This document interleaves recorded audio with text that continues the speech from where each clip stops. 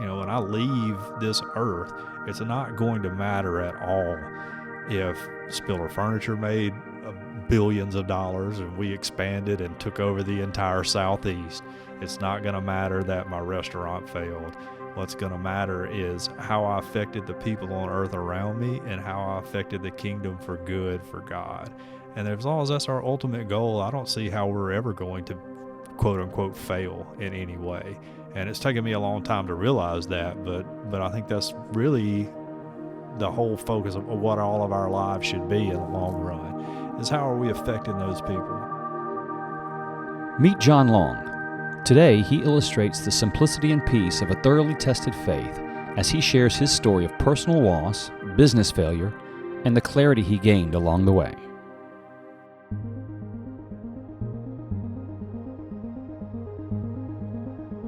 Welcome to A Stronger Faith, a podcast where everyday people share real experiences that transform their faith. I'm your host, Stacy McCants, and we pray that God uses this conversation to move you in your pursuit of a stronger faith. Today, John Long shares how extraordinary loss and business failure showed him the path to ultimate peace. And I'll be surprised if he doesn't pull a laugh or two out of you along the way. So, I don't know how long we've known each other. It's been several years. I feel like I've met you from the restaurant. Yeah, that. I was thinking too. That was our initial, meet and greet. Was you were a customer at the restaurant and was a good customer. We always had the joke that you only remember the good customers and the bad customers. The people who make no distinction either way get lost in the shuffle. And so you were a good customer. So I guess I knew you from that, and you had that place for the longest time. What got you into that? Well, my original life plan, which I've been very, I wouldn't recommend living life without a plan like I did. But about 17, my plan was to join the Marine Corps, get enough money to go to college, and then get out and figure out what I wanted to do with my life. And I was rejected, permanently disqualified for military service because I'm deaf in my left ear, which I didn't even know. That's an interesting little story. They sent me to this specialist to recheck my hearing once I failed at MEPS, my hearing test. And he said, well, have you shot a lot of rifles and stuff in your life? And I'm like, well, yeah, I grew up in the country. And he was like, well, your left ear is probably damaged because that's the ear that's exposed if you weren't using hearing protection. And I was like, well, don't you guys want somebody with experience? I feel like I would be pretty good. But they disqualified me, so I decided I would go to college. While in college, I started, our first job was construction, and a roommate of mine was like, you should come work in this restaurant. It's really super easy. We have a lot of fun. You won't come home every day tired and not want to go out with us at night. So I started working in the restaurant business, and I really fell in love with it. It was a lot of fun. You work with very interesting people, always something to do, different every day. That migrated into me working at Roly Poly under the original owners, and I had the opportunity to buy it, and I was like, well, let me see if I can get the funding up to do that. So I went and visited every bank in town, and they all, of course, turned me down. But I went to our little hometown bank, which has done business with my family for a century, just about, and done business with they financed my wife's family's, who was a girlfriend at the time, farming operations and everything. And they were willing to grant me financing to make the initial purchase of the restaurant. How long did you have it? I owned it outright for 8 years. Really? Yeah. And I had a partner for a few years to begin with. I bought it outright for 8 years, where I was a single sole owner, and that was really good. I mean, it was at the time it was a perfect decision to make for our family and for where we were in our life. We were just starting, just having kids. I think we had, Thomas was maybe 4 years old and Hudson was maybe 2 when I bought it. And so soon would find out we had my daughter on the way later on, which was unplanned and very unexpected. That's how it goes sometimes. Yeah, we thought we were done, but God had different plans for us and decided we needed a daughter. So, when all that was going on, starting out, it was a good thing. I had a lot of freedom when the kids were young. When Thomas was young, first had him, I would work until about 3 every day and come home. My wife at the time, who's a RN, was working 3 to 11 at the hospital. So I would get home in time for her to go to work. And then they were very not smart and left me unattended with a baby for, a good 8 hours every afternoon. And, but at least I had the freedom to do that, and during that first couple of years of Thomas's life where it was just he and I, it was the most wonderful thing in the world. I'd lay on the floor and build block towers and let him knock them down, and he would burn the tubes up in my guitar amplifier by turning it on and off and on and on and on and off and on and off a million times. So yeah, that was a really good year, and I don't think I would have done it if I was been able to do it if I was working for someone else, other than myself. And then when Hudson came along, the kind of the same pattern fell into place and now I was just a irresponsible person in charge of 2 little humans, and while my wife had to work. So that was kind of a wild scenario too. Yeah, and early on in marriage, sometimes, and not just early on, as it progresses, there's times where you kind of got to do what you got to do, right? Mm-hmm. And you coming home at 3 and she leaves at 3. 2 of you aren't spending a whole lot of time together in that deal. Was it it sounds like there were some benefits for it, but was it a strain on the family at all? Or did it ever become a strain when you were getting pulled away? Or it really wasn't. The good thing about Deidre, that's my wife, her schedule at the time is she would work 7 days on and then have 7 days off. She's been part-time since up until this year when she moved over to the cancer center where she works now. And so for 7 days it would be a little rough. I would have to pull a little more of my weight around the house than I would on her 7 days off, but it worked out pretty well for us. Now, as any new family, there's a huge adjustment when you have kids into, well, now we can't go out to eat like we used to, or movie time is completely different because you have a kid that you have to watch and make sure they don't spill Kool-Aid all over your carpet or whatever. So that all was an adjustment, but it was never really difficult. I've known my wife literally my entire life. I knocked her tooth out in second grade on the merry-go-round. It was not intentional. Okay. Both of our families are really close. We started dating when we were juniors in high school. Dated all through college, got married afterwards. So we had a very deep understanding of each other and how each other were. So I think that made it a little easier on us, which was beneficial for me. If I'd have dated somebody for 2 or 3 years and we're still trying to figure each other out, and then we're in the situation where I have the stress of owning a business and trying to be a father and trying to be a husband, it may have been too much, But luckily, my wife is very understanding and a superhuman who can handle all kind of things and adversity, and for some reason has been on Team John for a very long time, when if I was in her shoes, I probably would have left a few times. So it really wasn't a stressful thing. I would think an owner of a restaurant who also is cooking and running the register and a lot of the other things that you did, that it would consume a lot of you. And it became that way. As time went on, it became that way. I got obsessed with being successful, because I knew that was going to benefit us as a family as a whole. But it did consume me. It got to where it was an unhealthy level of consumption. I started neglecting my family in a lot of ways. Now, I wasn't running around on my wife, but I would work my normal shift, get off, come home, hang out for a few hours, eat dinner, go back at night, start planning for the next day, doing all the book work that needed to be done, doing any prep work for catered orders, because catering was a huge, for any restaurant, it's a huge money maker, low labor, high cost type stuff. And that became that became a pattern about 2 years in that went on until the end, to where I saw my family maybe 4 hours a day. I come home enough time to eat dinner, help with homework, put the kids to bed.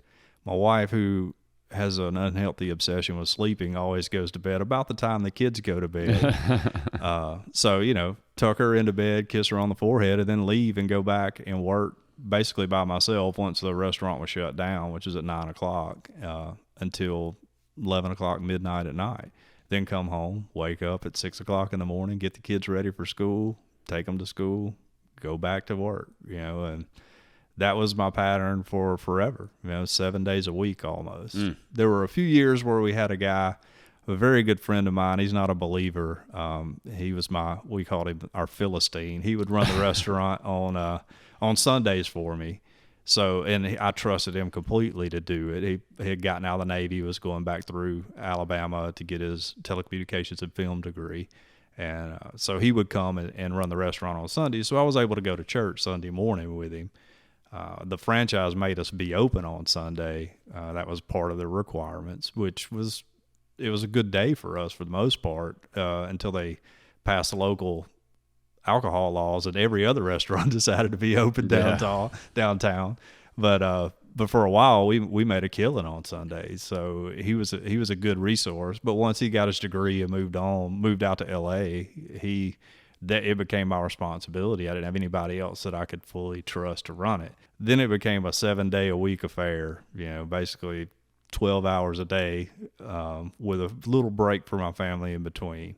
And that was not healthy for any of us. And like I said, that would have been one of the moments, if I were my wife, I probably would have been like, hey, you know what? This is not good, because not only am I working a job that's high stress, she was at the time a NICU nurse, so you're dealing with premature babies, kids with a lot of medical problems that you have to bring home with you. You just can't disconnect from that. And I wasn't there for her emotionally. I wasn't there for her physically in a lot of ways. So, but for some reason, I guess because I'm charming, she decided to stay. She never really said anything other than, I wish you could be home a little bit more. And I would throw my side of the argument out. Well, I'm doing this for our family, and I'm trying to make as much money as I can, so one day we can have the life that we want. And all of really what turns out was BS, Yeah.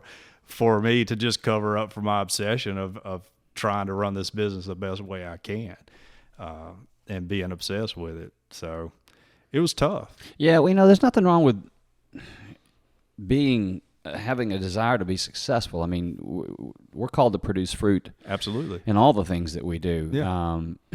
If it gets if our ambitions or motivations maybe get misplaced, that can create a problem from a spiritual perspective. Mm-hmm. But you look at the first disciples and Paul, success. Them being successful, they were obsessed with success, not for themselves, but for the message that they were carrying. Yeah. So they were very creative in the ways that they pursued success. And for you, I guess a question I would also have that might need to be a foundation on this is where was your faith during all this? Were you is this something you grew up with and it was carried on throughout? Were you we've all had ups and downs in our spiritual life and closer to God and not closer to God, but where were you spiritually during this time? Well, I grew up in church. I had my wife, of course, is a Christian too. So we were in church. I had what I thought was a really good relationship with God. In a lot of ways, I feel like I was probably pretending to make myself feel better, in a lot of ways. But also, the beauty of having the restaurant is that I have built some really great relationships with some young kids who were unchurched and who grew up not in church. And I was able to relay my life experiences to them and how God had worked in my life over time, to them. And the greatest compliment I ever got, I had a guy, and you may remember his name was Brad. He's a real big guy. Mm-hmm. He worked for me for 10 years. which is insane, by the way, that anybody would work for me for 10 years, making as little money as he did. But the greatest compliment I ever got was, he said, John, I don't believe in God, but you're the only person that's ever made me think about God. And I was like, well, that's good. Like that blew me away. And that's not to pat myself on the back. I just think he appreciated my genuineness because, as I say all the time, I'm the world's worst Christian. I fail all the time. I can never attain the standard that is set forth for Christians. I'm just not great at it. And I have the same problem as Paul, like I do not what I should, but I know what I should do, but I can't do it sometimes. I guess to put it in layman's terms, the John Long biblical translation terms. So I have a hard time with that, but I'm very open and genuine about it with everyone. And I think that endears me to people in a certain way because they've all heard the television preacher, preach platitudes and point his finger at you and tell you what he can't do. They don't hear a lot of people go, hey man, I believe in God and I struggle too. And I struggle every day to do the right thing. And a lot of times I fail. But the good thing about it is we are afforded grace. Now, Paul also says, should we sin so grace should abound? Of course not. But at least when I make a misstep, I know that I am afforded the grace to come back into fellowship with God. And I think the kids that work for me, and I saw it very much like a mission field. I mean, I'm the only person in the history probably of the Southern Baptist Church, at least the little bitty one I go to, that brought a kid with a mohawk to Easter service one day. A mohawk and a biker jacket, by the way. Was a kid who worked for me. That'll raise some eyebrows. Oh, yeah. But, y'all didn't see anybody's seat, did you? No, we know better than that. That would have been the Baptist equivalent of excommunicated. But yeah, I wasn't going to let any kid who couldn't go home be with their family be alone on a holiday. So I would always bring them to church. Few of them attended regularly with me over time, while they were working before they graduated, moved on to their own life. So it was a mission field, and I viewed it as that, which I felt wrongly, by the way, that gave me like a blanket for ignoring my family and the other thing. Well, hey, look at all the good I'm doing for God here too, whereas God wants it to be a much more complete picture. Like, hey, I don't want ownership of just you talking to potheads working in your restaurant about me. I want you to do that along with be a good husband, along with be a good father, be a good member of community, be a good member of your church, your congregation. He wants the whole. He doesn't want just that little part that I felt like I could do and then pass off for neglecting all the other stuff. I think we said this when we talked beforehand. The first institution God created on earth was the family. That should show us all how important it is. Those relationships, the way that God works through family, the way that God reveals himself through your children to you. Like one of my biggest eye openers as a Christian was one time when Thomas was maybe 2 years old and he was wanting a cookie and I was getting his dinner ready and I told him no. And of course he threw a fit because that's what kids do. But what he didn't realize is that you can't have this cookie now. I didn't say you can't have this cookie forever. I just said for now, because I have something else planned for you that I'm working on. And I was in the kitchen at our very first little bitty old rinky-dink house. And when I guess God revealed that truth to me, and how it applied to my life, I broke down in tears. It was like I was sitting on the floor crying beside him for completely different reasons. But to me, I feel like that was an instance where I was like, just like my kid, I don't understand God's motivations. I don't know what he has planned for me all the time. Because Thomas wasn't old enough to see the stove and know that I was, heating up whatever for him. I don't even remember what I was cooking. He had no plan. All he wanted was that instant thing that he wanted right then. And later on, when he ate dinner and after dinner was over with, and I was like, here, have 3 Oreos. I don't care. Your mom's working. She's not going to get on to us. Then, it was just like me, as in many times in my life where I wanted a certain outcome and I didn't get it. And then later on, I was like, oh, well, that makes perfect sense why that didn't happen the way I wanted it to happen. So a family, I think, is the foundation of our world, in a lot of ways, and it's very important. And I feel guilt now, in a lot of ways, for neglecting my family for so long. Although I thought I had a higher purpose and a higher goal and an ultimate goal that was going to benefit our family, they needed me. My wife needed me there, helping to clean up and do laundry and all those normal things, going and eating lunch with my kids at school when they were in elementary school, which was a big deal for them. When the first time I ever did it with Libby, I went out in the parking lot afterwards and cried in the car like a baby because I was like, man, I've missed out on this forever. And that's really what I felt like, that my purpose should have been more focused on, was being present in my family's life.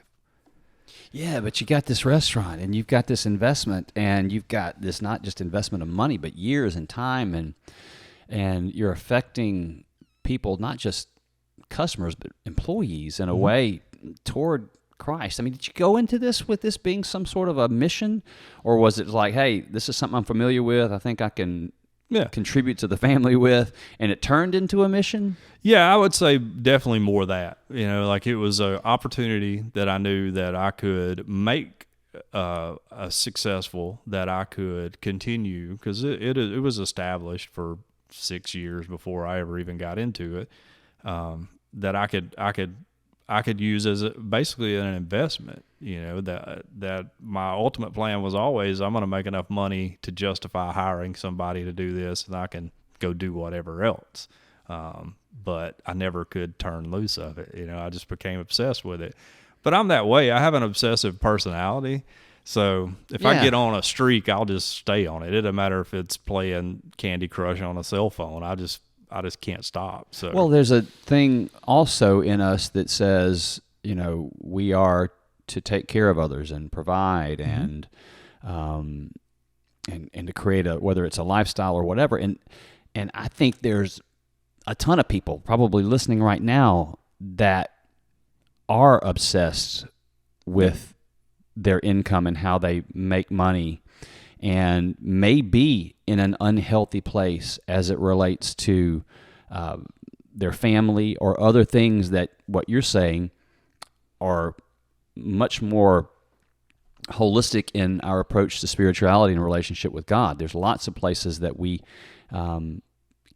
neglect for our income or in our jobs or whatever it may be. And you kind of got into a place where you began to discover that. And in your case, and probably in the case of a lot of people, they feel like that the work that they're doing is the work of the Lord in some way or another.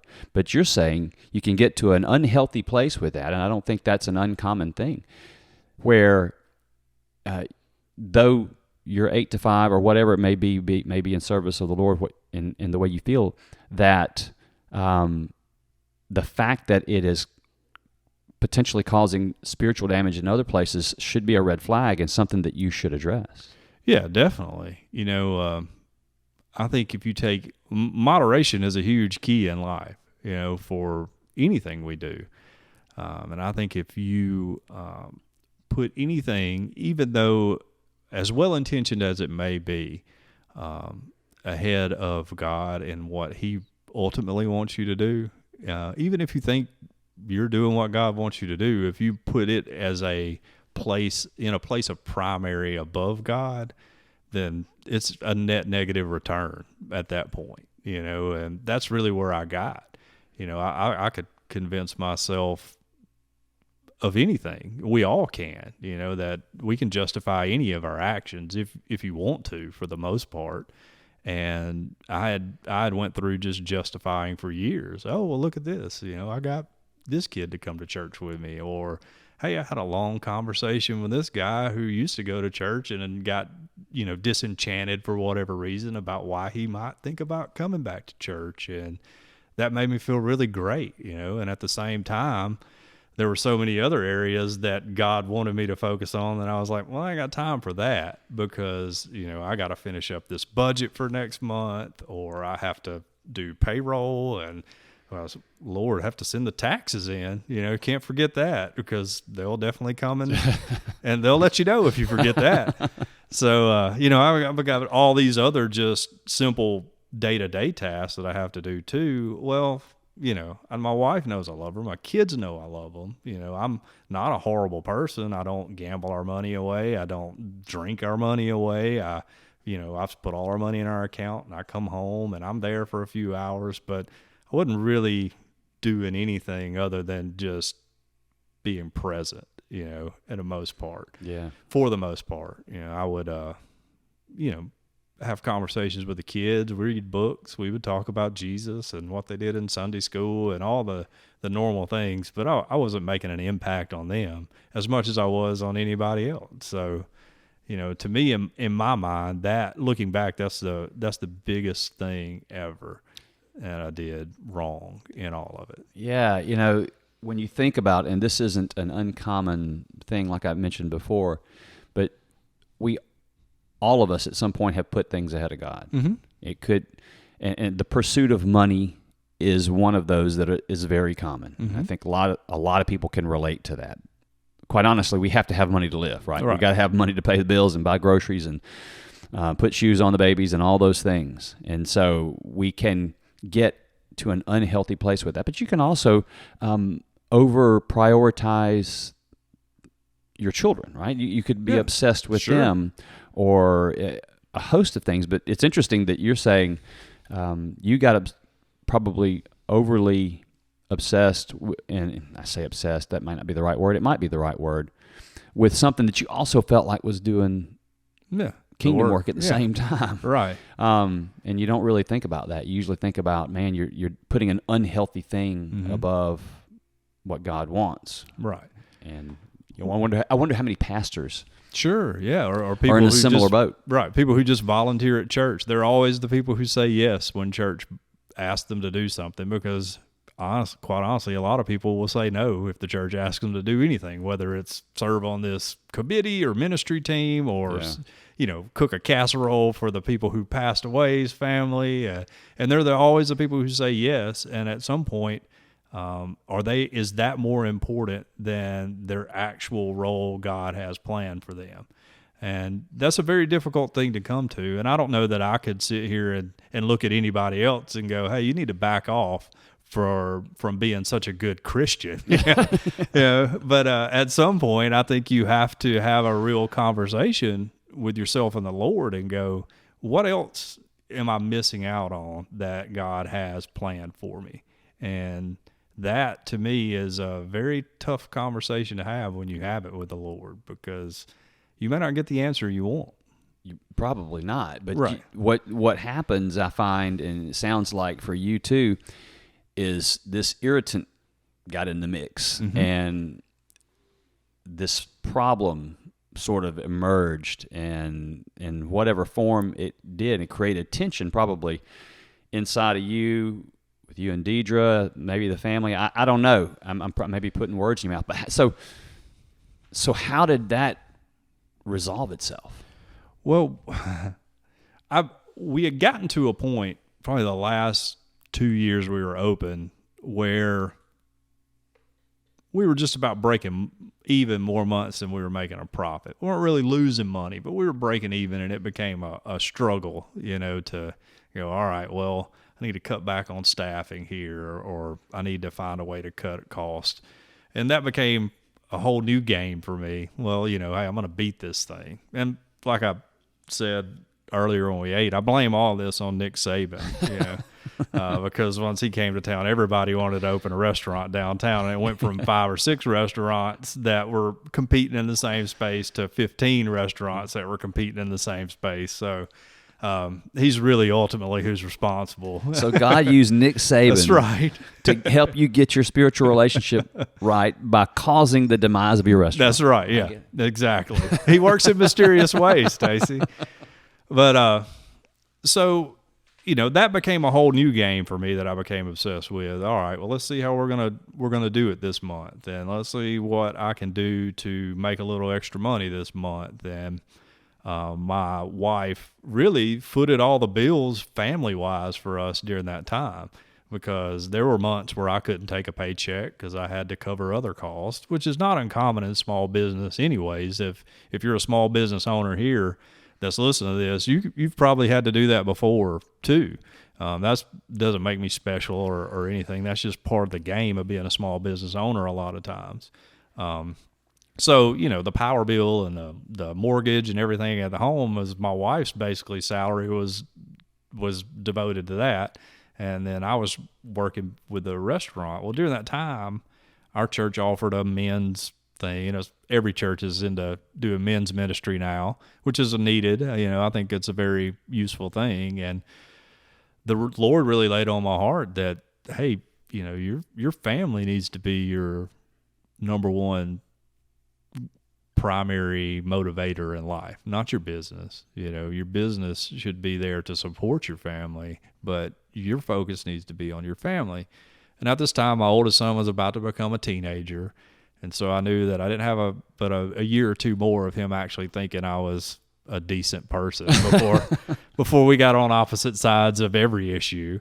And so I started really regretting, like, hey man, I've missed a lot of this time with him. And, I would like to, let's go hiking and camping and let's play music together. He's a very good musician. And, so that all got on my heart. So probably in January of 2016, if I'm thinking about the time frame right, I was up at the store and I was doing the books, and the Lord had really been talking to me about, how I'd gotten out of whack here and my priorities have gotten out of whack.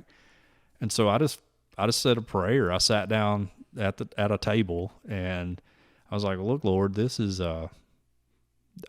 going to be your problem now. The restaurant is now your issue. I'm not going to worry about it. I will do everything I can as far as the actual day-to-day operations, but I'm not going to stress out. I'm not going to worry about it. I'm going to focus on my family. Went home, told my wife that. We booked a trip for Disney World, which had been the first vacation that we had really taken in 8 years, outside of a weekend trip to the beach here or something like that, like an actual week-long vacation. I was like, let's just go ahead and book this trip. And and when I said that prayer, in the back of my mind, I was like, well, the Lord's about to prosper this restaurant. Hey, I've finally done what he's been wanting me to do all these years. Turn it over to him. I'm at his service. I'm at his mercy. This is it. This is a huge leap of faith on me. I'm not going to be missing church. I'm not going to be missing family time, and the Lord's about to turn this thing into, heck, probably a multi-million-dollar operation, because, the God does great things, He rewards us for that faithfulness. Sure, right. Well, lo and behold, a few months later, the Lord was like, hey, guess what? You're all out of money. You don't have any more money to run this place anymore. Zero. No money at all.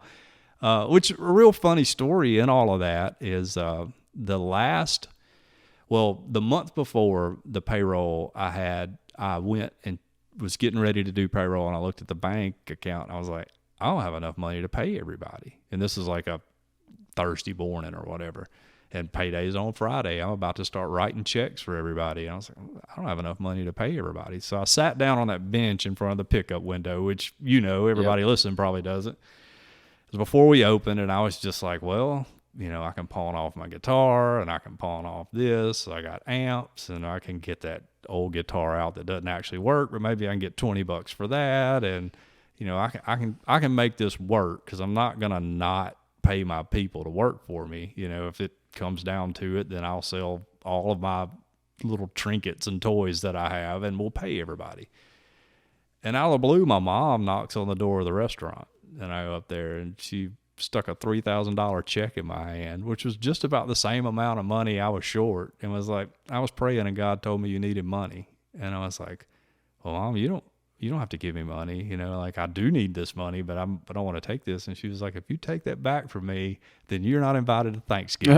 And I was like, okay, well, I'll take it. And it just covered my bills. And she had no way of knowing. She had no access to my books. I hadn't spoken to anybody else about it. I mean, that had just been a problem that had been happening for about 30 minutes that I'd realized it, and I was trying to figure out how to get out of it. And here she shows up with a $3,000 check, and I broke down and cried. I'll cry like a baby. I'm not too much of a man to not cry, and of course, hugged her neck. And my mom is one of the world's greatest Christians in the history of the world. I don't know what it takes for sainthood. We don't have saints in the Baptist church, but she should definitely be one for a lot of different reasons. But that blew me away. And at that point, I was like, well, I know the Lord's going to meet my needs. And, even if I have not even planned for it, God's going to meet my needs. So I was like, hey, I'm all right. I'm all in again, God. And we paid everybody. And when I handed them their paychecks, I was like, hey, guys, we got another month of work in here, and I'm going to have to shut the restaurant down. And if you find another job anywhere in between that time, take it. Don't come back to work. I want to give y'all enough notice that you can plan ahead, but I'm not going to be able to sustain this anymore. Luckily, my franchise agreement was coming up. They wanted me to pay a big renewal fee, which I was not going to do anyways. I'd been arguing about that for about 2 years with them. And so it was the perfect time, for me to go, all right, well, I'm out.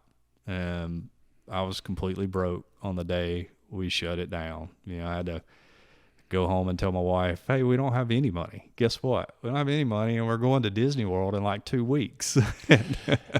So were you at peace with that, or was that tearing you up?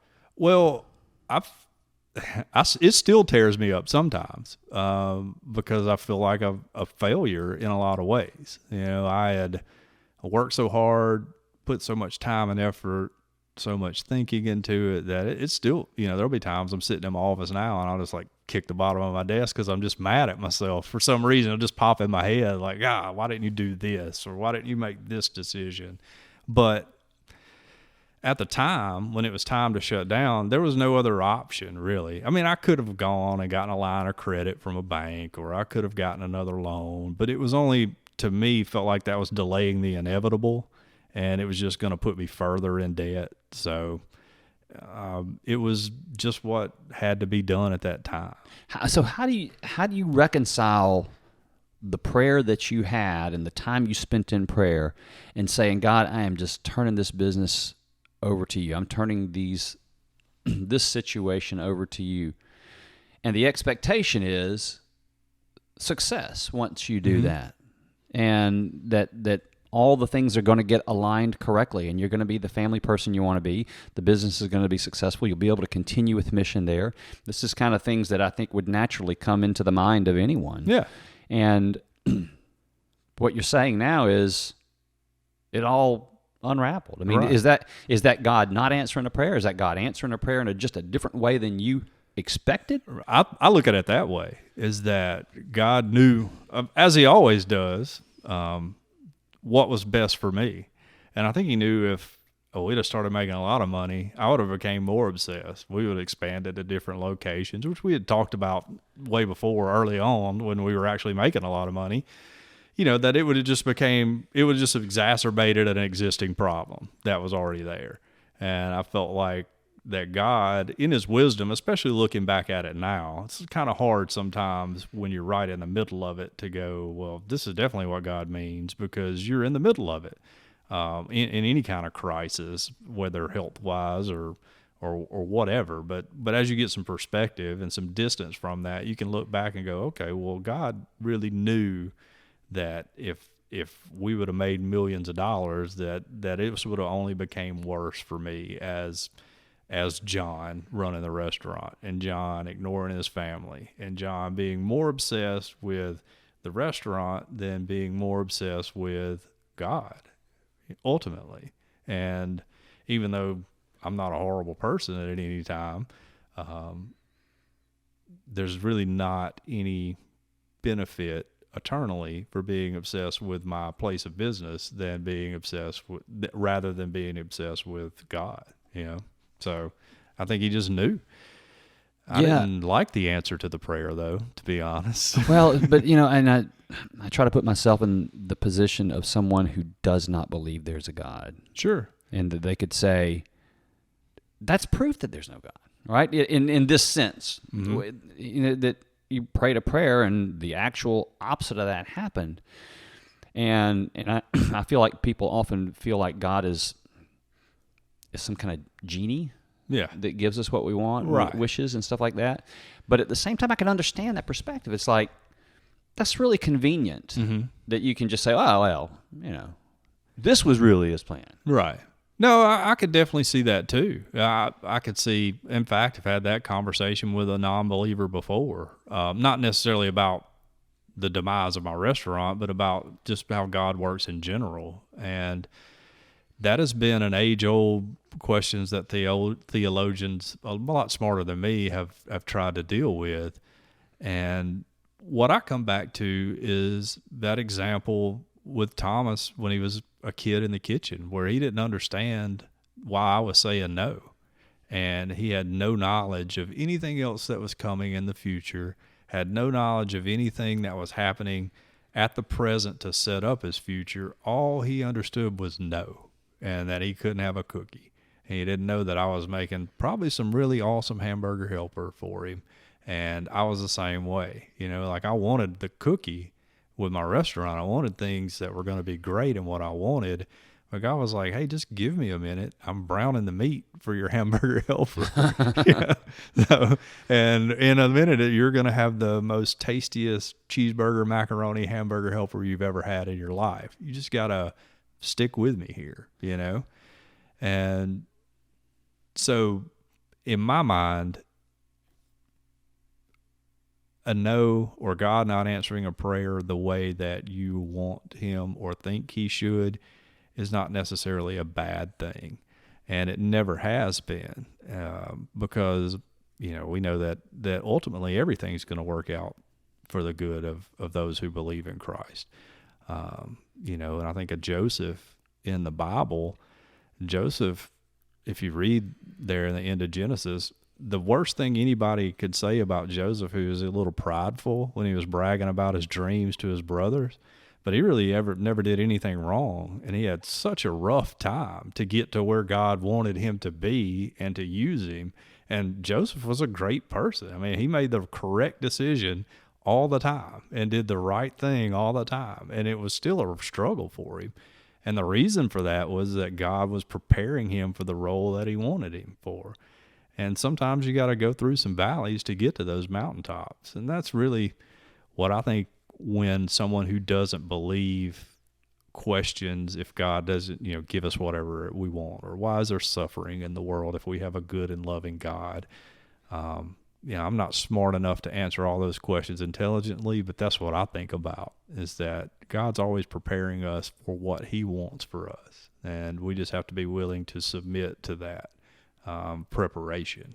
Do you see that in hindsight, or did you feel some of that in the moment? Did you see it in the moment and say, Deidre, I don't know where things are going to go and how we're going to solve these things, but we're going to be faithful to God? Or was it, hey, because that's like not only have you lost the investment and lost a source of income for your family, there's the sort of gut punch it is for a guy that's like, well, am I a failure here? Right, yeah. So there's some healing that's got to take place. Yeah. Yeah, and Deidre and I had a conversation in which I was like, and Deidre's a very strong believer, just an angel on earth, really. And I was like, well, I was like, Deidre, I know that this is probably as bad as it can get right now.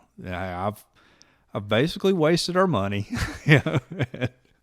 and she was like, well, it's okay. God's going to provide for us, which is very soothing to me. But me being a jokester like I am, I was like, well, really all we need is food, water, and shelter to get by. So we may be in a tent by a river fishing for our food, And she was like, well, if that's what it is, that's what it is. And from that moment, I was like, well, she's on board. Like I say, I don't know why she's on Team John and has always been on my side, but she was there by my side and was really the joke we have now is the best thing that ever happened to us was me losing all our money, because I really realized that she didn't hold any of that 8 years of neglect in a lot of ways against me, and she was ready to move forward with me by my side, whatever the future may be. If that was having to move somewhere else for work or trying to figure out selling our possessions to pay bills, whatever it was, she was fine with it. And which was a lot more mature than I probably would have been if the situation was in reverse, which is why I guess God let me ask her to the prom in 11th grade, and she said yes, and we just kept on dating. When you look back at it, it's kind of weird that for some reason I decided out of all the girls in school to ask her to prom, and for some reason, even though the very next day she had lunch with a guy who's now an eye surgeon, she picked me to be with, and we're still together today. So it's kind of weird how that works out. Yeah, it is weird. Thank God, right? Yeah, absolutely. So here you are. You're face down. You got she's got a job, but you've lost the business. You got no money. So what happened next? Well, we went to Disney World. Just like you won a Super Bowl, right? Right. The funny thing is we went to Disney World and we get down there. It's, great trip, greatest week ever for me, really.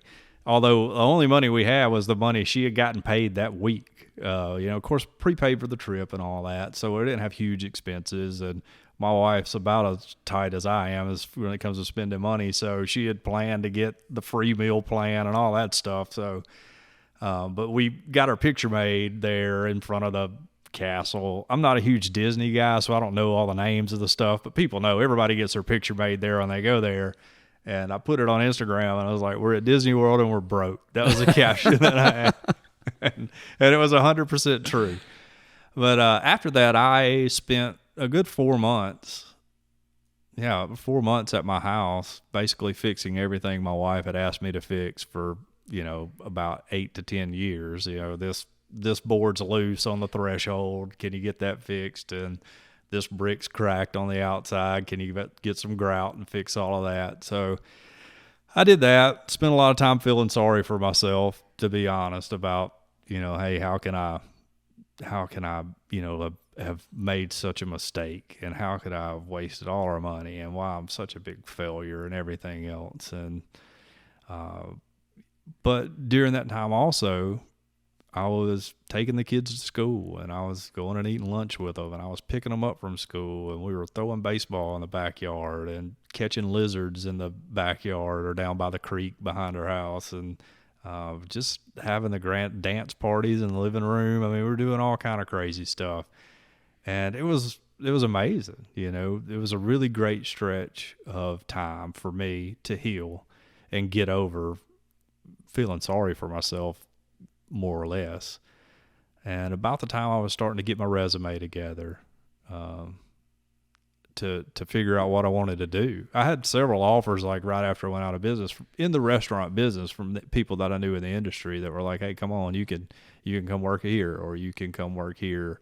But I really wanted to try to get away from it. But I really didn't have any real world experience outside of restaurants, so I didn't know what that was translated to. I'd kind of formulated a plan in my head that I'll just go weed eat at the university, make whatever they pay me. At least my kids can go there for half tuition one day when they decide to go to college. So that was kind of where I was at. But I was like, well, I'll test the waters in other places. Maybe I'll get lucky. Maybe somebody like the bank will be dumb enough to take a chance on me. So I got a message on Facebook from Shane Spiller that just said, hey, do you want to come work for me? And during all that 4 months, I've been praying, look, Lord, I want the right opportunity. I want the best opportunity for my family. Like, that money doesn't matter. I already know that we can live for nothing. Like, we can eliminate our expenses, and neither my wife and I grew up very rich, so we're both pretty happy with our little meager income we have here. We don't need a lot to be happy. My family is my number one priority, and whatever job opportunity I take And if there's a job out there, Lord, send it to me. And lo and behold, Shane sent me a message and was like, hey, let's get together and talk about you coming to work for me. So for those listening around the globe, Shane owns a local furniture company. We have 14 locations in Alabama and Mississippi. And I've been acquaintances with Shane my whole life, which a whole nother story. Shane lived next door to my two first cousins in Tuscaloosa, and had came to our hometown where my wife and I lived when I was a kid in February of 1985, and with my two cousins to spend the day. And we were riding four-wheelers, decided to have a four-wheeler jumping competition in the soybean field behind my house. My older brother, Chad, got on the four-wheeler and had a wreck that ultimately took his life. That me, my two cousins, Todd and Judd and Shane, all witnessed happen. And so we've had that connection all these years. We've never really been buddies, never hung out or anything, bump into him here and there. He'd come and eat in the restaurant, but never were, really well acquaintances outside of Facebook friends, more than less. Never had any conversations about Chad's accident or anything like that. And for some reason, he just contacted me out of the blue to come work for him. So I went down and sat in his office and put on my best Sunday clothes and tried to act as professional as I could. Coming from long hair and a beard and shorts and a T-shirt every day was quite an adjustment for me. And he offered me a job to come work, just basically being a flunky, doing any job in the company that I could do, which was anywhere from selling furniture to delivering furniture to making credit decisions to collecting on outside collections for people who wouldn't pay us for the furniture that we had sold them, taking out trash, dusting light bulbs, anything there was. And I was happy to have it. And it was a 40-hour-a-week job, which felt like a vacation coming from the restaurant where I worked 70 hours. And I had 2 days off a week to spend with my family. And he told me what it would pay, and I was like, I don't even care what it would pay. As the dumbest business move I could probably make was like not make hey, well, why not pay me this much and have a little negotiation with my salary? But I was like, I don't even care. I just knew that this was a spot for me. And so I worked as a general flunky for a while, and that moved into a sales manager job where I basically helped our sales staff in all our locations, best practices and figuring out best ways to sell things, educating them on the products that we're selling, tracking numbers and everything. And then that moved into our COO retired, and then I moved into that, having a little bit of business experience. And so now I have an office, and I'm on paper supposed to be important, but I don't feel I'm very important. Well, so how long ago did Roly Poly close? 4 years. 4 years ago. So in 4 years' time, you're now the chief operating officer for a very successful company. Yeah. That is amazing. Yeah. It really is amazing. And when I was crying about the restaurant closing, just like Thomas with that cookie, I didn't know any of this was in store for me. And when my brother passed away 35 years ago, the guy who happened to offer me a job and is my boss and I consider a close friend now, just happened to be there when it happened. God has a plan for us. We don't always know what it is. And sometimes it's really ugly. It's tragic, traumatizing to watch your brother die, traumatizing to watch anybody die, to be frank about it, but to watch your brother die as a 8-year-old kid standing in a soybean field in Fayette, Alabama. But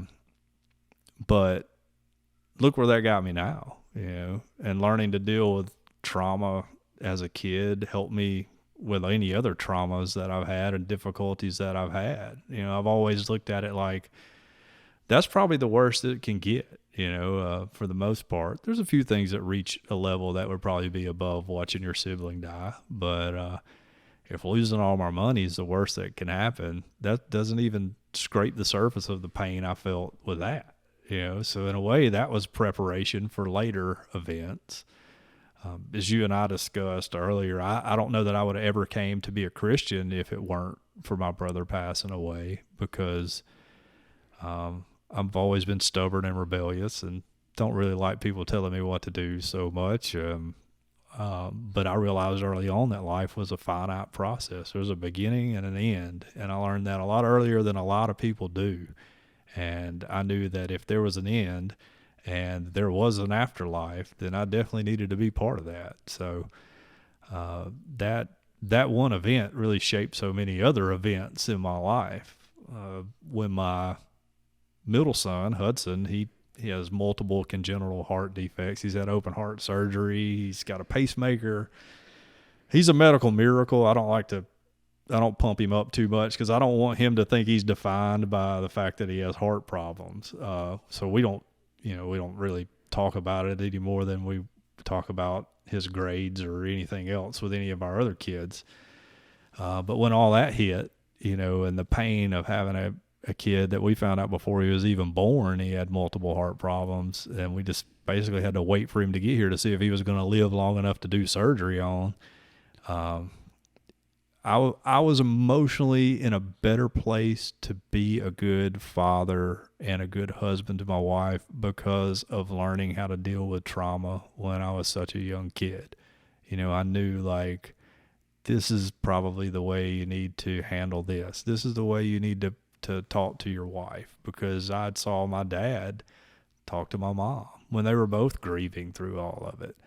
I had saw how other people in our community rallied around our family as a kid and supported them, and I saw the same thing from our community here and people all over the United States. We would get cards from Missouri and Montana where people were like, "We're praying for your kid," and I'm like, "How did you guys even find out?" But somebody's aunts, cousins, uncles, word just spread. And so that really helped me in a lot of ways too. That singular event of my brother passing away, which, if I could give everything I can to have my brother back, I would, but really shaped the next 35 years of my life to this point. And I wouldn't wish pain like that on anybody, but in a way, I'm kind of glad that it did. I'm kind of glad that it worked out the way that it did. That'd be the best way to put it. That's a hard thing to understand. And I sit here and I feel some of that. I just see an 8-year-old boy watching his brother die. Yeah. And that's hard. And, we talk about bad things happening to good people. But 35 years later, not that was done by God. I will never believe that God necessarily creates that. Sure. But that God takes that and has it unfold so many things down the line that you could never imagine in the moment. Sure, right.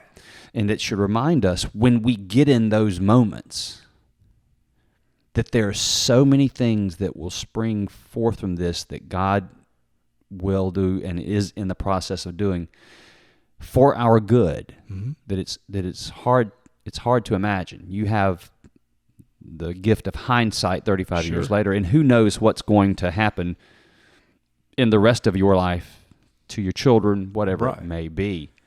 Well, I heard it put one time, and I thought it was pretty appropriate, that you could take the world's most beautiful painting and put your nose on the painting, and whatever spot you're looking at, it'll look really ugly. And it'll be really horrendous in a lot of ways, depending on what color you're staring at it from an inch away.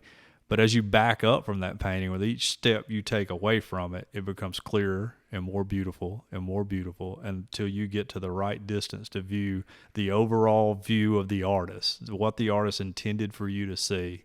And then you realize that the painting is glorious. I don't know enough about art to pick a good example of a painting, but I think that's a lot of way tragedies work in our life, while you're right there in it, it's very difficult to see any beauty in it, and it's very difficult to have any sense of peace in it. But as we move further and further away from it, God's intentions from that tragedy, and like I say, I don't think God one day in heaven was like, boom, let's take Chad Long in Fed, Alabama and kill him so his brother can have a job 35 years ago. I don't think that's how it works in any way. I'm not smart enough to explain how it works, but I know that's not the way that God operates. But as I've gotten further and further away from that event, and as people do too, you realize that a lot of beautiful things were there and that were set in motion on that day that I had nothing to do with in any way other than I was just there. And that blows me away to think about sometimes. And the interesting thing, just a sidebar, is that, Shane and I have sat down and talked about what he remembers and about what I remember from the day. I have very crystal memories of the day, and so does he. And in a lot of ways, where I thought going into those conversations, we probably remember two different separate events. They're very similar in the same way. So it's good to know that I haven't implanted memories in my mind or made up memories in my mind, which is good. One of the things and I think it's a healthy exercise for anybody who goes through a loss, is to sit down and write your memories down about everything about your loved one that you lost. So one day you can go back and relive those, because your mind, your memory's not always 100% right, but if you write them down as they happen or as they come to you, you can go back. It's been very cathartic to me all these years later to look at that. Some of the stuff I wrote as a kid and on, as a teenager, a specific memory may pop into my brain, and I would just write it down to go, wow, that's neat. I had this great grand time with my brother, and I have it all written down here. You wrote that stuff down as a kid? Yeah. That's cool. Well, like I say, I always thought I was going to be a writer. I never made as great in English as I wanted to be, so that's probably why I'm in the restaurant business. Yeah, I'll confuse myself. I have no idea how to use parentheses correctly, or I don't even know what a semicolon's for. So I don't know that I'll ever be a great writer. I'll need a really good editor if I'm going to be one. Oh man, that is a heavy story, but it is such a valuable spiritual insight in how God uses those things and how they can unfold, and how we need to sort of consider some patience and some understanding of a greater picture when we are in that stuff. Sure. Because there's people in that stuff right now. There's people listening to this that are in it, and they can't see anything right now. Because of what they're in is that they feel it. Absolutely. And it hurts. Yes. It's very difficult when anything goes not according to plan in your life to sit there and be happy about it. And I don't know that God really wants us to be. I don't think that's how God really wants us to go, yay, somebody I love passed away, or yay, my wife got a horrible medical diagnosis. Thank you, Lord, for heaping this on me. Although, it says in Scripture to be cheerful, if in our pain, but I can't remember the exact verse. I should have went to Bible college, but it's to count it all as joy. That's what it says. But it's very difficult to do that. I mean, and I think the Lord understands that we're human, and there are some things you can't be happy about. I know that I wasn't happy when my business went down. I wasn't happy when I found out that Hudson had all his heart problems, and I wasn't happy, when my brother died. It's difficult to look at somebody who's going through that stuff and say, oh, well, be happy. God's got bigger things planned on you. That's probably the worst thing you can say. But I think that it's important for everybody to know that while you have pain, it's not always going to be the same pain. Whatever it may be, the loss of a loved one, business going under, your marriage is having problems. With my brother, the pain I felt in the immediate years after is way different than the pain I feel today, 35 years. It's still pain. I don't think it ever is going to go away, until I go away. But it's not the same pain, and it becomes more manageable. The Lord will give you strength to get through that. he will guide and direct you in ways that you won't even know. And you can come out on the other side, not necessarily as pain-free from whatever trauma or suffering you're going through, but with a different perspective on life when you come out on the other side that you can then in turn help other people with. Everybody, the one thing all people in every country on the entire planet have in common is that we have all suffered in some way, whether it's the loss of a loved one, medical problems, business problems, marriage problems. We've all suffered. And for some reason, we don't talk about it at all. It's like we take all that and bottle it up inside. And maybe it's just guys. I am a guy, so I know my wife likes to talk a lot more than I do, but, I bottle most of that stuff up and I'll shove it down inside of me and then go park at the end of a dirt road somewhere and cry by myself sometimes, because I'm too much of a man to let somebody else see me cry. But if the least you can do anyone can do out of their suffering is help someone else while they're in suffering, I think that's a pretty noble cause in life for all of us to try to attain. I'm just kind of thinking back through that whole deal from back when you were 8 through the business and now where you are now. And I mean, it feels like you're in a pretty fulfilling place. I am. Now, I also heard once that everybody in the world is in one of 3 modes. You're either in a crisis, you're coming out of a crisis, or you're on your way into a crisis. So I feel like I'm on the way into a crisis point. You're like looking over your shoulder. That's right. What's next? But for my family, for my walk with God, it's been the best thing that's ever happened to me. I hear that. Yeah. I hear that. And in these conversations, and when there are some that I don't hear that with, but when I hear people that have had extremely painful things happen to them, there is usually some time down the line where they acknowledge that thing as being one of the most valuable things that ever happened to them. That's exactly right. I mean, it is. And like I said earlier, the joke my wife and I have is that the best thing that ever happened was me losing all of our money. And our relationship's so much better. My relationship with all my kids are so much better. My oldest is 15. He still actually talks to me and doesn't think I'm the enemy yet. Now, he does have my DNA in him, so sooner or later he'll probably get there. Yeah, right. I don't trust any of my kids because they all have my DNA.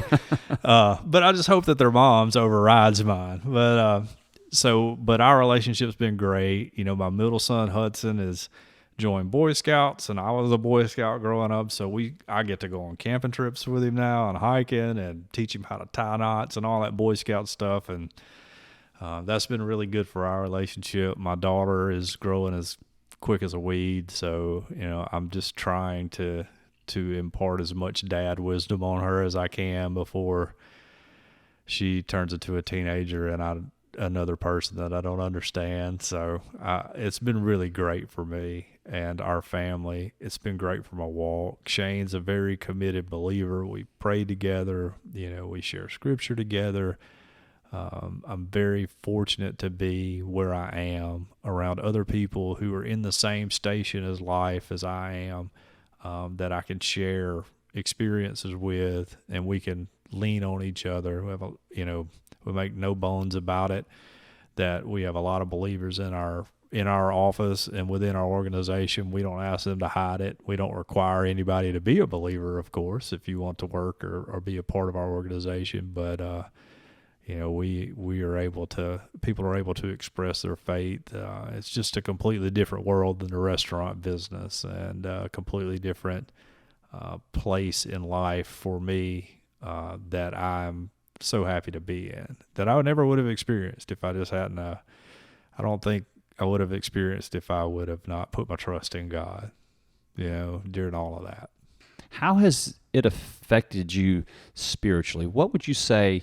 I mean, there's a lot of spiritual maturation that has to take place. Sure. Considering those things. And gosh, you can see people go in a lot of different directions in the face of adversity.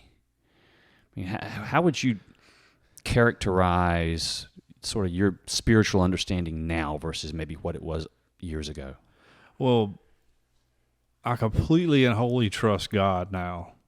And I don't know that I could say that beforehand. Even with things like Hudson, when we found out he had his diagnosis and all that, when Deidre was 16 weeks pregnant, I don't know that I fully trusted God then. And but I completely trust him now. Describe it. What is that like? What does that look like? Describe that. The trust in God part? Yeah. Well, I know that whatever happens in life, that God is going to take care of me to his needs. And that's fine with me, whatever those needs may be. And if it's tomorrow he decides that he wants me to, I don't know, dye my hair purple, anything crazy, then I would be happy to do that for him, because I know now that his plan for me is the ultimate plan that he wants for me. There's no need in fighting it. There's no need in trying to do my own thing. I wake up daily and pray for God to reveal himself and his will to me. That's my first prayer every morning. After that, of course, pray for my family, business, all those type of things. The first thing is, God, show me your will and show me your way. And that's the number one thing I look for every day. And whatever that may be, as scary as it might be, I accept it as fully what should happen. And I think that's a sense of peace that I've never had before in my life, because that's a pretty scary thing when you think about it. Of all the things that could happen, and some of them I don't even want to speak into existence, that I've committed myself to be okay with that it's a very freeing thing to be, a place to be. I feel like in my own faith walk and understanding is probably a bad word, but that grasping the concept of trusting God and not worrying about those things, it doesn't mean you don't do anything. Sure. What it means is that you know that the ultimate that's going to happen is God and you reconciled to him. Mm-hmm. That he is drawing you to him. Right. And he is love, and he is compassion, he is a sense of fulfillment and an incredible peace that is beyond all understanding. Mm-hmm. It's that inner peace that I have found to be really appealing. Yeah. That peace of knowing it's just going to be all right. Yeah. As bad as things are, even losing your life here, it's just going to be all right. Right. And I think that's one of the things that unbelievers or non-believers don't necessarily understand. And I think it can be confusing how you can get into a place of that peace. It's a peace that God gives us, and desires for us to have, but we gotta take some steps in that direction ourselves. He is knocking on the door and he is trying to give us this peace. But when you get and make that decision and you begin to understand what it really means to trust God, and it means doing scary stuff. Absolutely. It means doing scary stuff. It means walking away from a job, mm-hmm. or and having no idea where the money's going to come from. And the cool thing and the amazing thing, when you look back at Scripture, repeatedly, God creates things out of nothing. Mm-hmm. When he made the world, there was nothing. Right. And then there was something.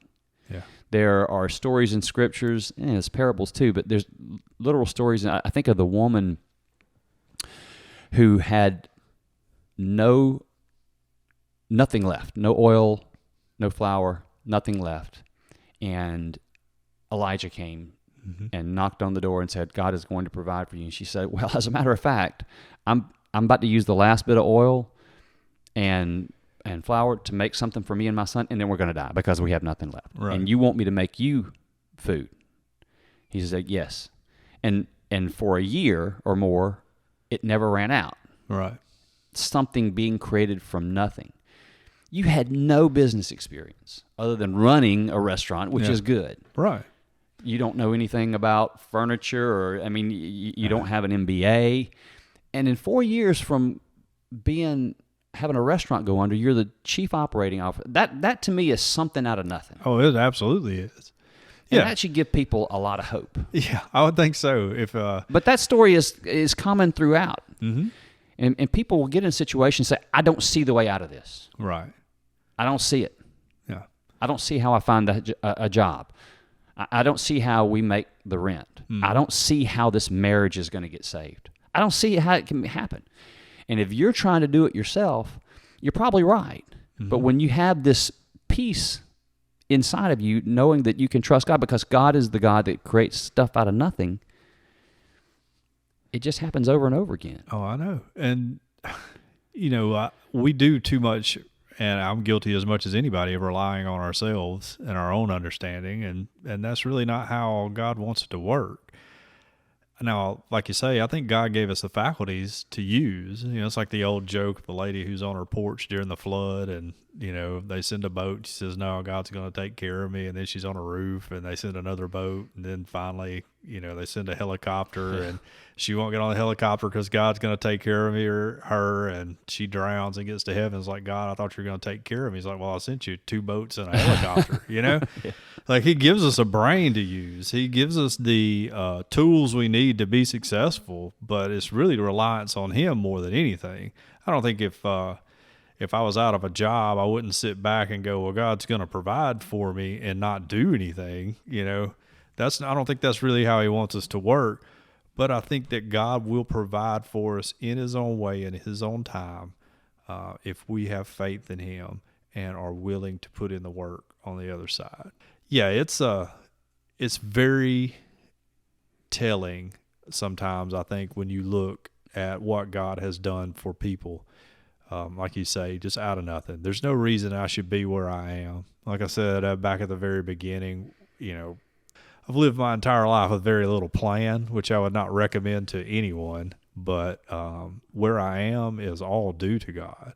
I'm not a dummy either. I know about business. I know how to manage people. I know how to work with people. I know how to get the best out of people. So all of those skills are necessary to do the job that I'm doing, but the fact that I'm sitting in that seat is really all up to God. Yeah. And that's, and all credit goes to him, but all the things leading up to that, motivating a 21-year-old hungover kid to show up to work every day. Yeah.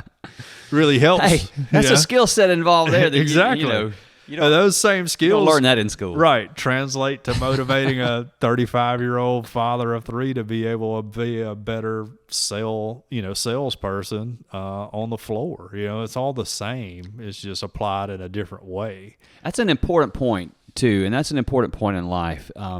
You talked about feeling like a failure. There's no such thing, really, as a failure. You can have something that didn't turn out the way you had planned. But especially looking at it from a spiritual perspective, which there's a spiritual element to everything. Sure. If you look at it, if you open your eyes enough to see it.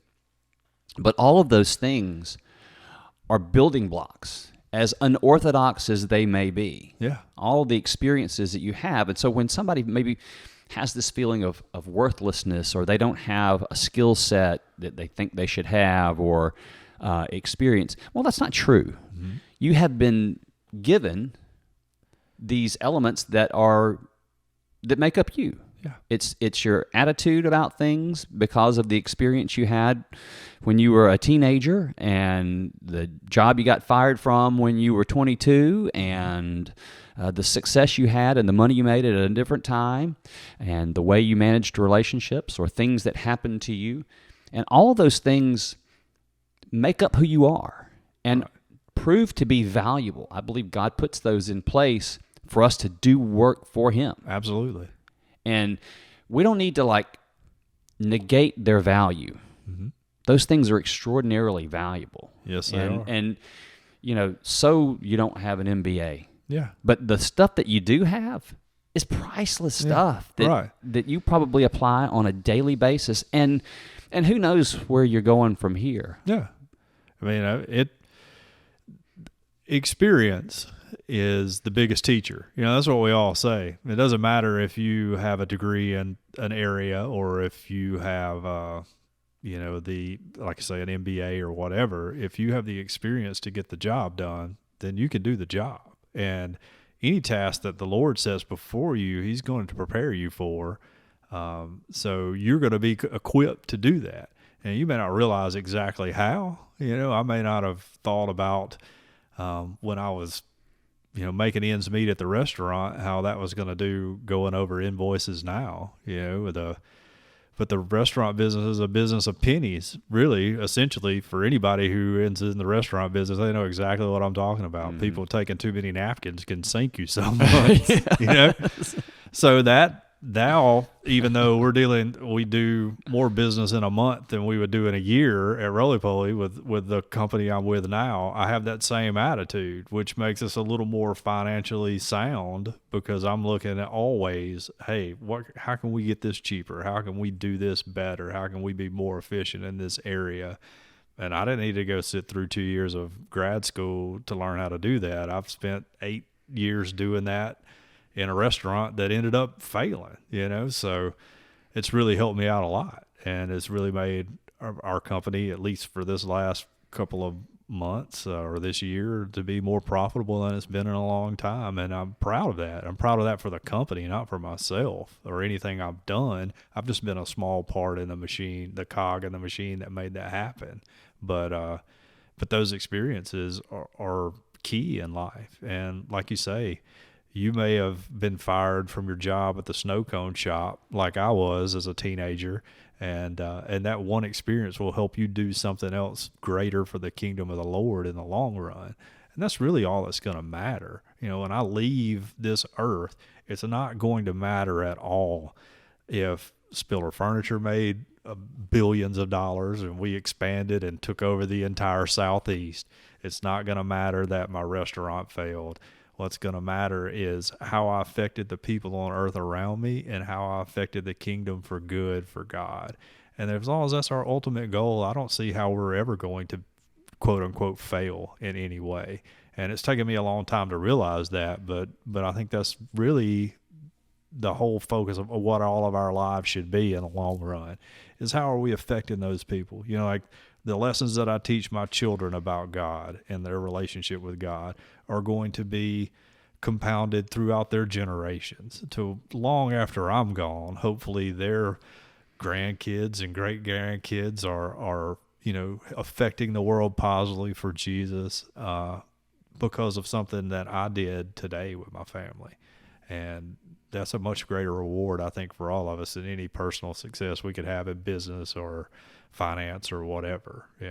So, well, you guys made a decision to trust God in all this, and you are doing those things, and I think there's a sense of fulfillment in impacting that organization in the right way. But you're also present with your family. Absolutely. And you're probably involved in a lot more things that you couldn't be involved in before.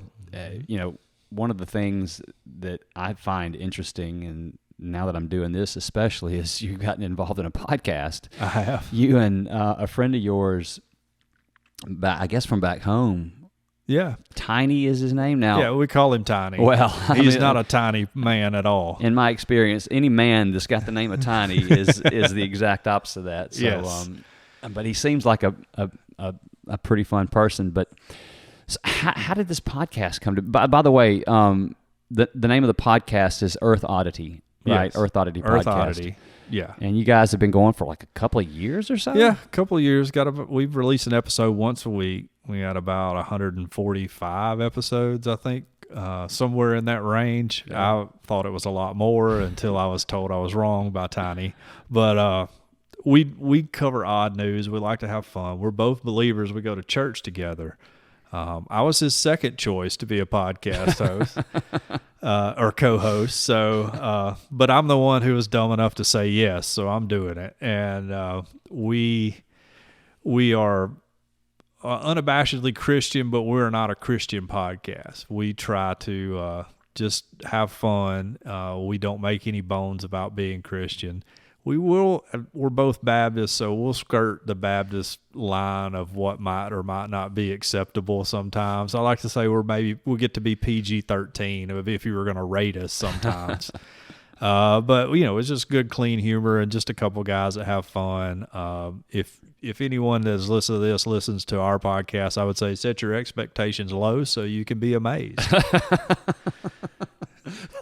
Those are really brilliant words to live by in anything, but no, that's good. And I've listened to the podcast a few times in a few episodes, and anybody listening to this now can clearly hear that John has this sense of humor that is uniquely his, and that's why people enjoy being around him. We've been friends and on Facebook for a long time too, and he's well known on there as somebody who's got a pretty sharp and quick wit that's also uniquely Southern too. And I love the fact that you guys use that to make religion or faith not as standoffish as maybe the rest of the world kind of views it. And, I think about you in the restaurant. It was the same sort of deal. Well, like I say, I grew up in church, so I've known a lot of weirdo Christians, just be honest. They're just a little too over the top. They're a little too nice. They just kind of freak you out. And I try to never be that way. I'm just a normal dude who struggles through life like everybody else. I just happen to place my faith in Jesus Christ and look forward to spending eternity with him one day. And I would hope that anyone else would join me in that endeavor. But if you don't, that's certainly fine with me, and I don't think it makes you a horrible person or anything. And we try to be clear about that in our podcast. People are free to believe. One of the amazing things about God, not to get way off in the deep waters of theology, is I personally believe he gave us all free will, and God loves us so much that he's not going to force anyone into heaven against their own will. So if you're a person who doesn't believe, that's fine with me. I wish you might change your mind, but that doesn't mean we can't get along and have fun and laugh. And so I think that is what we try to do with our podcast, is just show people that, hey, we may all be on different ends of political spectrums or belief spectrums, any kind of spectrum you can get. There's not going to listen to anybody who has worse grammar than I do or a deeper Southern accent than I do. So, you could think I'm a backwoods rube, and you wouldn't be entirely wrong in that. And I'm not going to hate you for that. I completely understand. So that's what we try to put across in our podcast, is that we can all get together and regardless of what we believe. And, ultimately, hey, I would like to convince you that not all Christians are pious. And being Baptist, we got our own share of PR problems. We don't do a whole lot to make people want to come to church. They'll love to boycott stuff, and they love to shake their finger at everybody and tell them they're doing wrong. But ultimately, we want people to know that Christians are just normal people. Well, and we laugh, and sometimes we tell jokes, and we're Baptists, so we can't wave at you in the liquor store. Well, that's the thing that I think is great about the podcast, and it is in this world of us versus them, and let's just make that divide bigger and bigger and bigger. And it's not just political parties, and it's everything. Somebody's got to take a step out of that and reach the hand across the deal and say, hey, look, our difference doesn't mean a lot to me. You being different. In fact, we're probably a lot more alike than we think. And when people Christians, and we had an episode a few weeks ago where we talked about this, and this person, Evan, who is atheist, or was atheist, is a believer now, and probably his and his family's biggest obstacles to faith was the behavior of Christians. Yeah, absolutely. And man, we got to get that right. And I'll just say, I think you're a great example of that, of a non-judgmental, hey man, I'm just like you. I'm just a guy trying to get through it. Right. Here's what I've learned. We can talk about it and share. I'm not gonna judge you for it. I'm not going to use prayer as a weapon. I'm not going to, I'm going to pray. I'll be praying for you and all that kind, that kind of stuff. No, you're right. And if more Christians could get that right and get comfortable with just being okay with non-Christians and let them see the love part of that, what it's supposed to be in the first place, I don't know. I think we've got a lot better chance of sort of getting folks on our side of that. Right. Deal. Well, I like to jokingly say, and I think there's a bit of truth in it. When God created everything, He gave us one rule. Don't eat off the tree here. We screwed that up. So then He came back and was like, here's 10 rules. And we screwed that up. And then Jesus came and was like, hey guys, all you got to do is believe in me and love your neighbors like you love yourself. And life's pretty good. We've somehow made it way more complex than it has to be. But it's really, I don't think God ever intended for quote unquote religion to be as complex as we make it to be. It was intended, I think, to be pretty simple, and the heart of all that is just loving other people and treating them decently, and God will do the rest of the work once you can do that. Yeah, we got to figure out how to do that. Yeah, right. And it's not my job to judge anybody. Now, sure, there are things that the Bible clearly says is wrong, but I'll let the Holy Spirit convict them of that and lead them to that conclusion.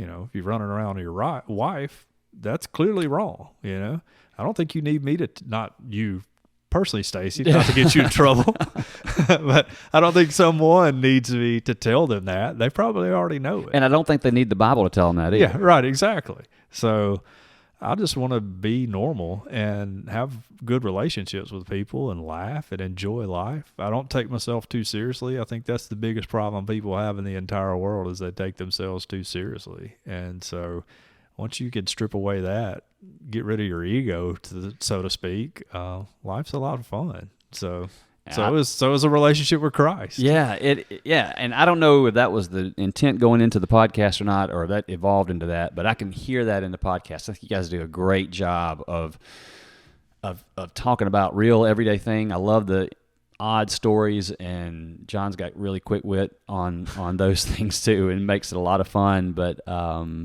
you guys do a good job of representing Christ in a real non-confrontational way, and it makes folks who may not be Jesus followers still love to listen to you, and, right. And I think it's I think we miss that a lot, but you guys do a great job of it. So if you're listening to this, you definitely got to go check out Earth Oddity podcast. You can put that in your search, and I'm going to include a link to that also in the show notes here for sure. So well, just prepare to be disappointed. So I know we got to get things wrapped up, and you're the COO and all, but you still got to go to work at some point. I imagine Shane's probably like, wait a minute, hold on a second. I just told him he'd be good until I got back. But, with all of this experience, and, I always like to try to give people an opportunity to say, you know what, if you have a platform already, which is great. I think you do different things there than what we do here. Sure.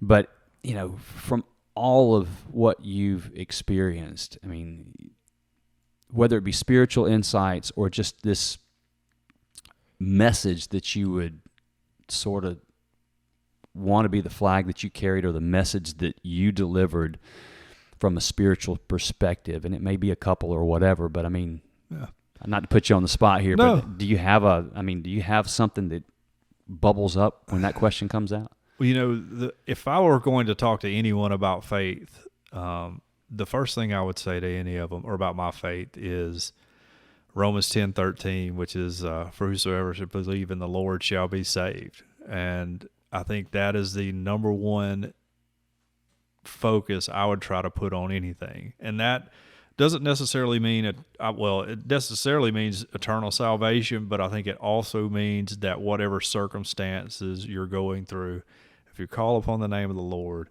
He will save you. And that may be your business going under, could be your marriage going under, could be anything. Health crises, your children's health crisis.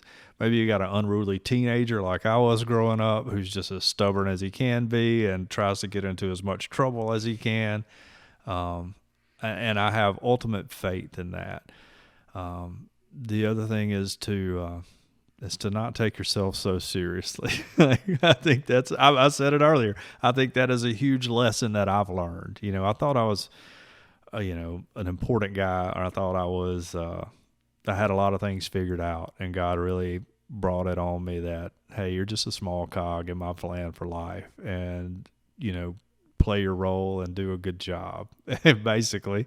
And that's what I try to do every day, whatever that is. If it's coming on and talking on a podcast like that with you, I think that's what I should be doing much more than anything else. But ultimately, my one faith truth I would like for someone to take away from this is to those who call upon the name of the Lord shall be saved. And that to me is a great comfort, because I know that no matter what I go through, the Lord is there to save me. I just have to lean on to Him. What I would say to piggyback on with that is that with that comes a peace inside of you that is hard to describe.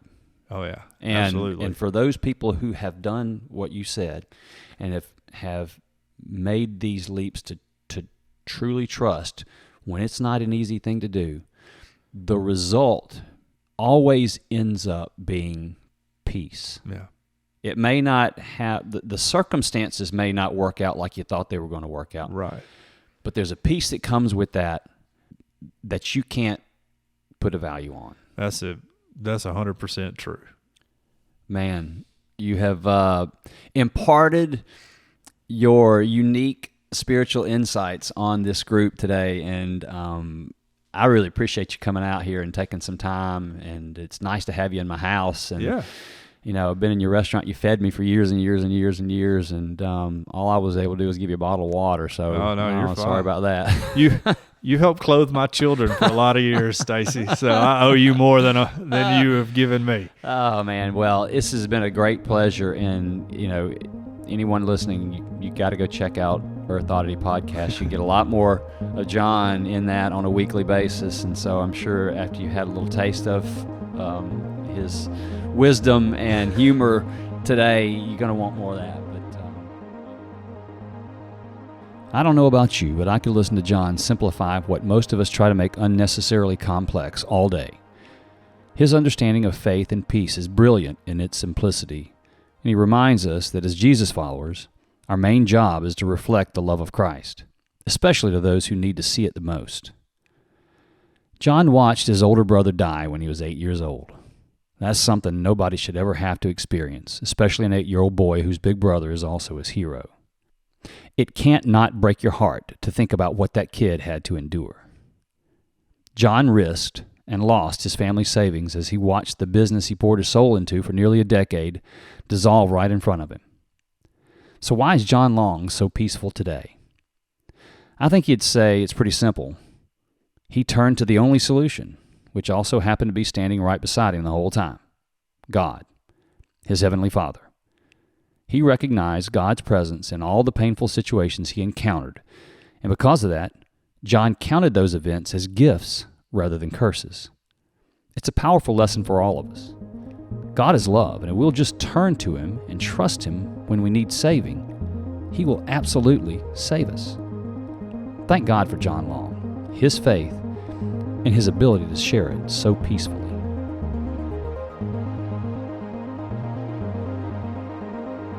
Thank you for being with us today on A Stronger Faith. I pray that you continue to grow in your faith just as I pray for my own. For more resources, or if you feel like you or someone you know has a story of faith that should be shared, please visit astrongerfaith.com to connect with us. Until next time, I pray for peace for you and those you love.